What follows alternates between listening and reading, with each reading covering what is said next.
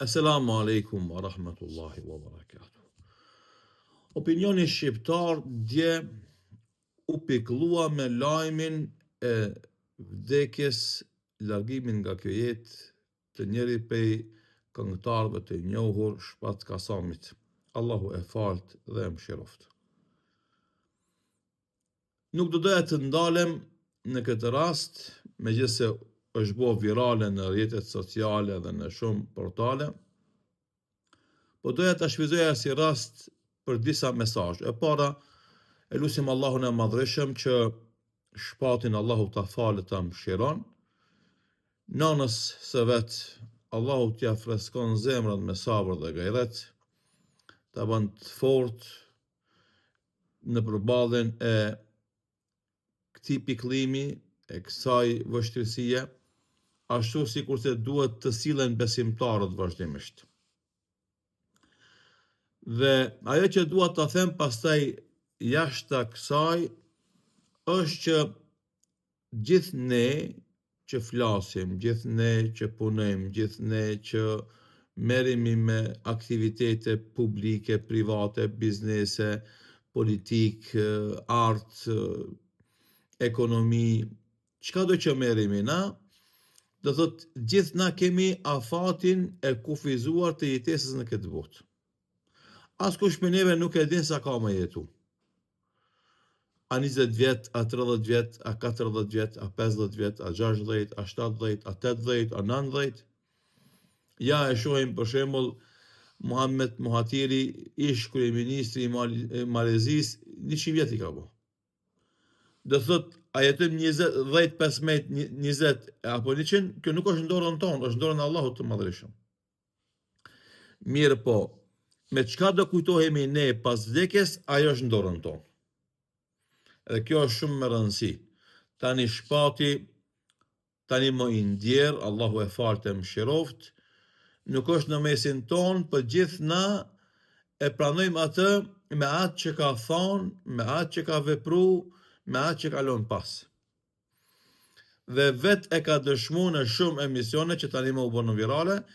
se afërsia e tij me fenë islame e ka ndihmu atë të tejkalon shumë probleme psikologjike me cilët është rastis në jetën e tij. Qoftë ankth, qoftë mësysh, çfarë do qoftë. Kjo është porosi që na e shfrytëzojmë rastin, t'ja themi secilit njeri, afrohuni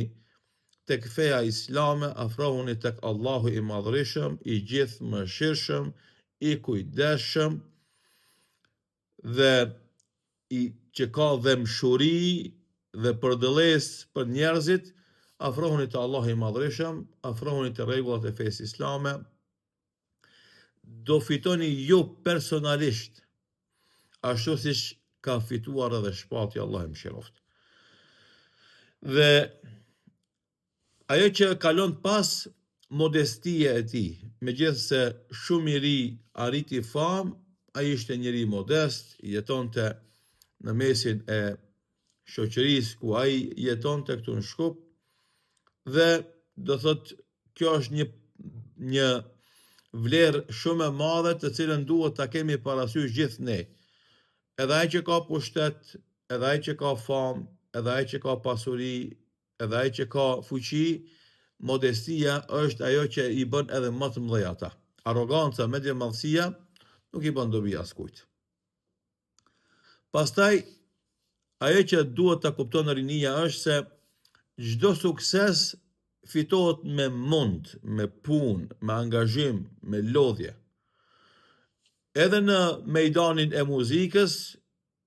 edhe aty për të arritur sukses duhet punë, mund, angazhim, lodhje. Edhe në mejdanin e shkollimit, edhe në mejdanin e punës, edhe të organizimit, rinia jonë duhet me kuptu një gjë shumë të rëndësishme. Nuk mundet askush me arrit sukses në jetën e vet pa u lodh, pa dhënë mund, pa mbet net të tëra pa gjumë, pa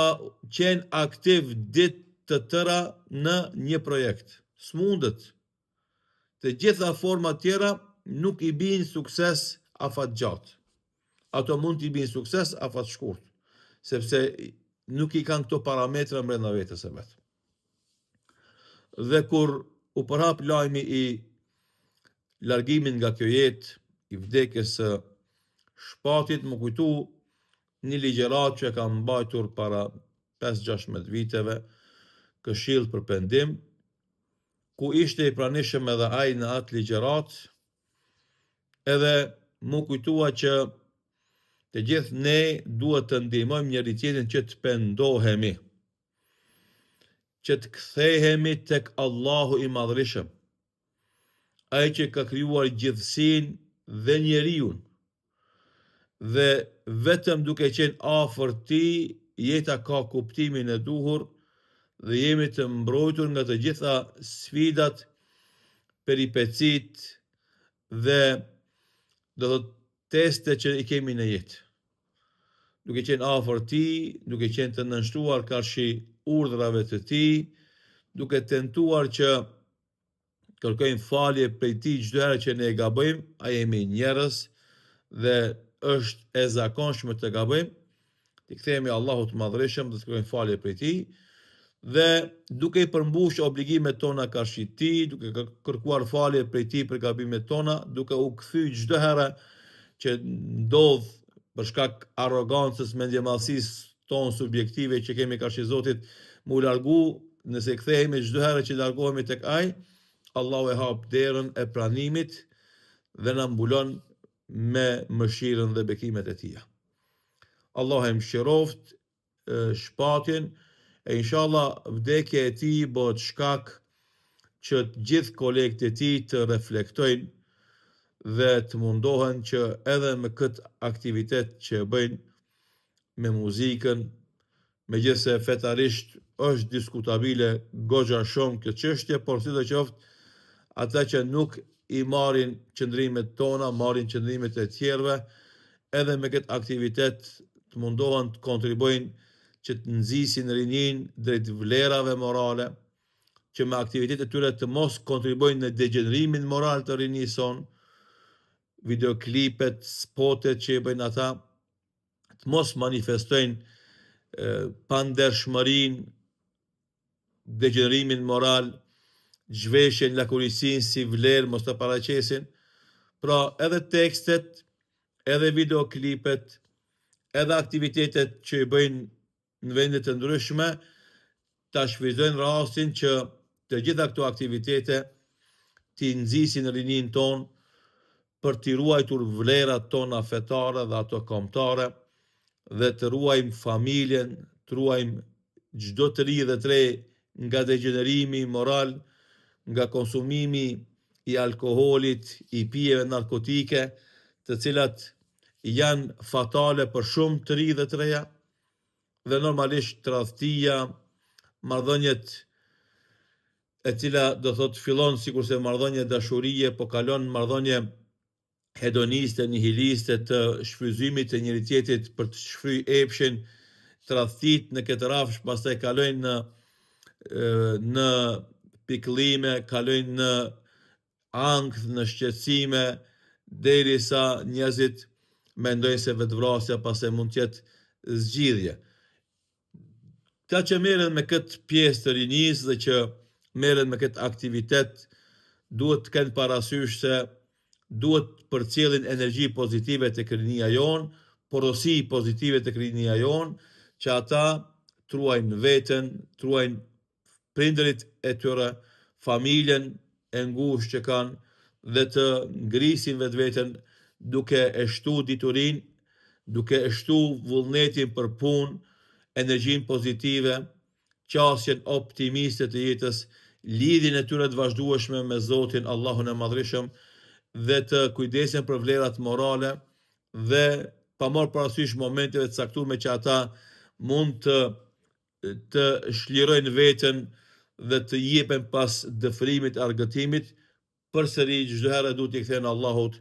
e të pendohen tek ai, e t'i nënshtrohen atij dhe të vazhdojnë jetën sipas udhëzimeve dhe këshillave të tij. Edhe një herë shfrytëzojmë rastin që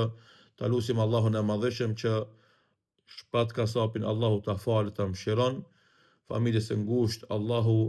t'u t'u jep sabër, durim, në qëndres dinjitose në këtë sprov të madhe që i ka ra, sidomos nanës së tij, profesoreshës gjyrimsere. Allahu ja fladit zemrën me sabër dhe gajret dhe bën të fuqishme dhe të fortë që të përballet me këtë sprov, me këtë mungesë të djalit të tij shpatit. E Zoti i Madhreshëm i pas në kujdesin e tij, familjen e tij të ngushtë, bashkëshortën e tij, djalin që e kalon e shëroftë dhe forcoft inshallah taala. E kjo vdekje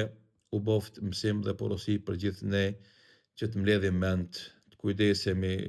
të analizojmë, të reflektojmë e të bëhemi edhe më të mirë me Zotin fillimisht, pastaj edhe me njerëzit që kemi në familjet tona përreth, po edhe njerëzit që kemi pastaj në një rreth më të gjanë me cilët komunikojmë më shpesh. Allah e mëshiroft dhe e falt. Wassalamu alaikum wa rahmatullahi wa barakatuh.